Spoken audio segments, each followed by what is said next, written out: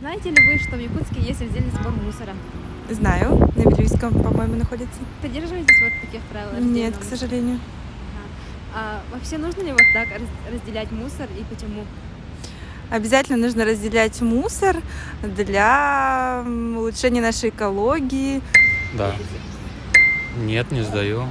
Но нету рядом с домом у меня таких мусорок. Наверное, из экологических соображений. Нужно. Да, но не все, наверное, будут соблюдать. Никто же не привык. Да, конечно. Иногда вы- сдаю. Сами сдаете, Ага, да? но редко. Конечно, нужно пропагандировать обязательно молодое поколение.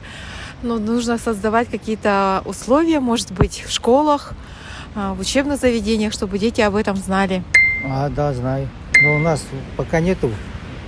Возле моего дома нет. Но надо, конечно. Почему? Ну, это второе сырье. Можно переделывать, потом изделие из него можно сделать. Повторно также. Ага. И чтобы экологию сохранить. Да, Ага. Вы сами сортируете мусор по раздельности? нет. А нужно ли вообще так собирать мусор по раздельности? Да, нужно, конечно. Но у нас вроде бы завода нету, да, по перерабатыванию мусора. Поэтому пока не знаю, есть ли смысл. Ага. Ну, я знаю, загрязнение вот этого вот окружающей среды там, и так далее. Актуальный вопрос. Знаю. Ага. А вы сами разделяете мусор? Нет. А почему? Не знаю.